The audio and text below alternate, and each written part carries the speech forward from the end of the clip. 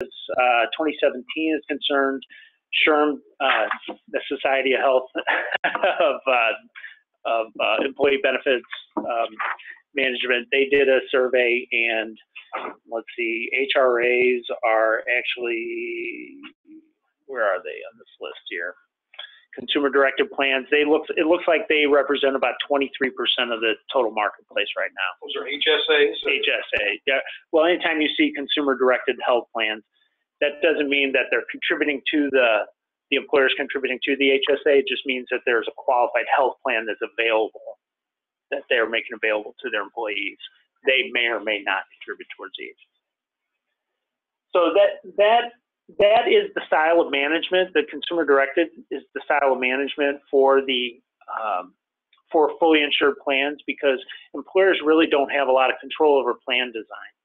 They have to take what shelf products the insurance companies offer, and they typically try to offer a bunch of diversity in the plan design, but there are limitations. Just from an administrative point of view, they're trying to keep their administration costs down, so the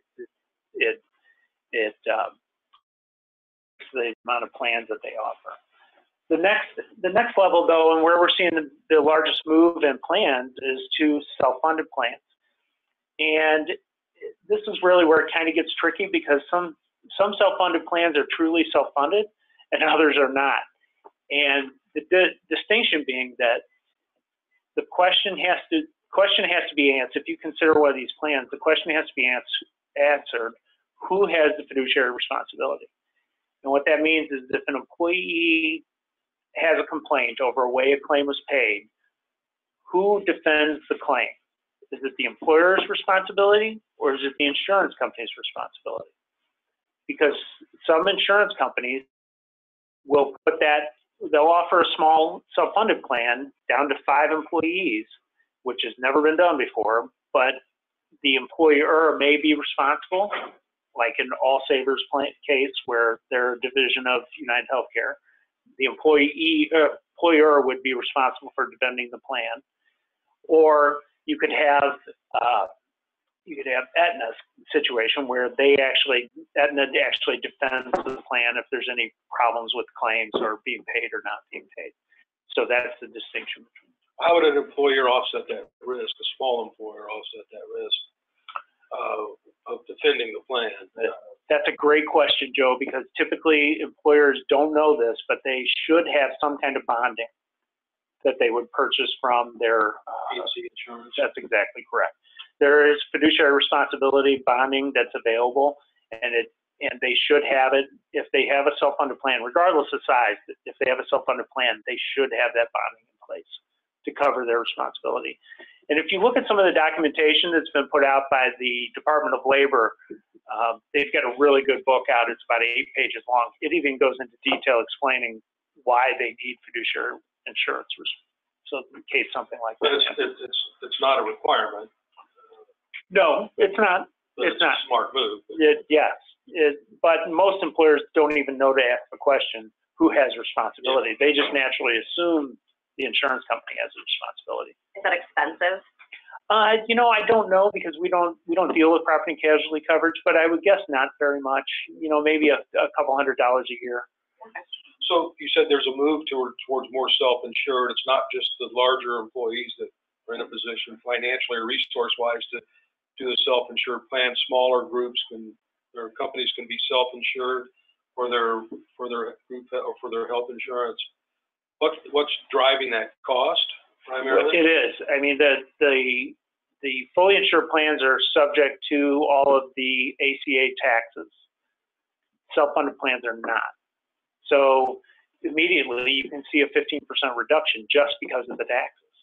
And then when you put on top of that the fact that the employer actually gets to participate in the claims up to a maximum amount, then there's the possibility that they're actually not going to spend as much as it might cost for a fully insured plan. Are those plans, do you have a third-party administrator managing it, or is that done through another company or in-house? Well, typically third-party administrators won't handle cases that are fewer than 25, and there's only a few that do it down to 25. generally speaking, you got to have at least 50. But what you'll find is for the under 50 employee market, that the insurance companies are the ones doing everything. They're providing the stop loss, they're providing the claims administration, they're doing everything. So it's a package deal that you're offered. And the stop loss is kind of like a reinsurance. It is. And this is one of the intricacies that goes on in the back room.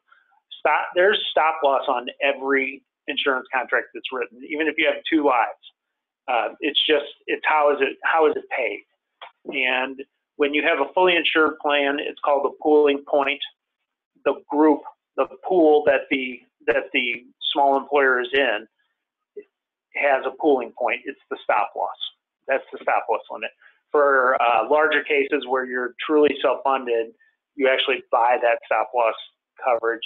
And the best way to think about stop loss coverage is like a large deductible for the group. So, because the employer is actually funding all the claims up to that deductible or that stop loss point.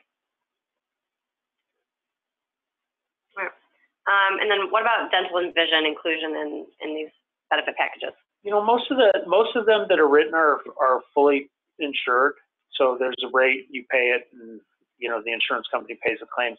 But if someone were not self-funded yet, and they really wanted, and they had enough employees, and they wanted to consider dipping their toe in the water of self-funding, I highly recommend they try dental and vision because the liability is so limited. You know, it might be $1,000 a year benefit per member or per participant. Well, that's your limit of liability for the entire year.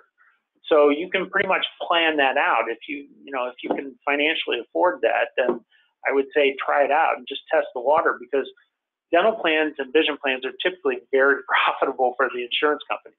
And what that means is they take in more money than they spend. Mm-hmm. So for the employer, it might be a really good way to set up a self-funded plan. You're seeing more and more benefit plans, including dental and vision, as part of the basic coverage now, correct? Yes, and they're all going to self-funded. If you implement a self-funded plan on the medical side, you are implementing it for the dental and vision.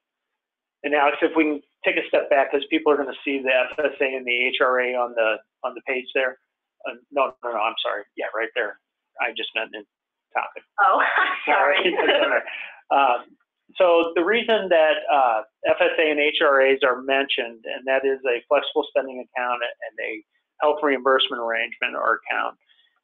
The reason they're mentioned with self-funded is or self-insured is because they are self-funded plans. You can actually have a fully insured medical plan and an FSA and an HRA, and those 2 plans are self-funded by the employer, meaning they pay the expenses. Unless, of course, you allow employees to participate in the FSA, then they would pay those expenses. But the reason that is important is because when it comes to filing with the federal government for plans, then if you have an FSA or an HRA, there are filing requirements for self-insured plans that don't extend to fully insured plans. So you need to check with your tax consultant to determine what those requirements are. Anything else you think on this topic before we move on? No, I think if you're considering self-funded, go online and become familiar with the terms.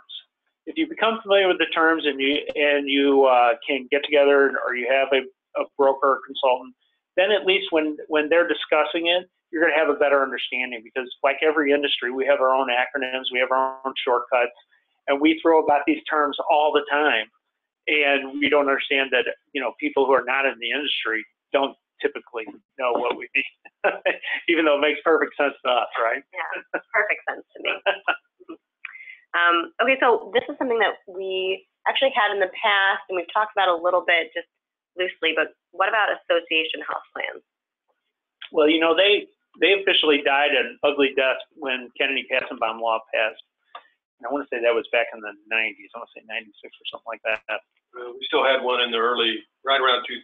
Yeah, but they slowly went away, and I don't know of many or any right now. there's been some recent laws passed where they're starting to consider them again, but I've seen no deployment. I mean, nobody's really getting into it because typically association plans die ugly deaths, and it ends up costing a lot of money. So insurance companies are really reluctant to even get involved with them anymore. There are MIWAs and certain welfare plans that are available, but there are. Yeah, it requires a unique set of circumstances, I think. Right.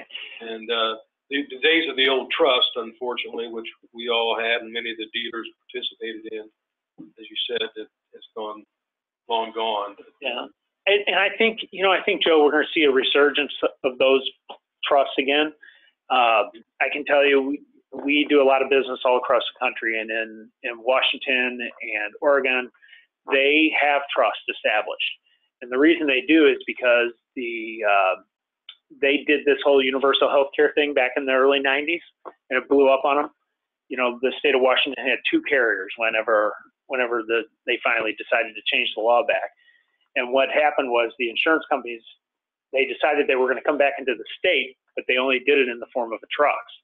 And the reason they do that is really for self-protection, because when you're an insurance company in the state, if things are going south, like with an association plan, claims keep getting worse and worse and worse, the insurance company's on the hook because they can't get out of a state. They can't withdraw from a state except with permission of the director of insurance or the insurance commissioner in that state. So, but with a trust, at the end of the contract year, they can pull the plug and they can be gone. So I'm looking for that to start making its way across the entire country eventually. So let's talk about cost. I'm going to launch a poll question here about expenses. This is actually some data from a survey that we did. It's our compensation and benefits survey. We do it every 2 years. Joe is the survey master. So let's just see how well you guys do. So the question is, what is the average percentage of health insurance premium paid by ag equipment dealers?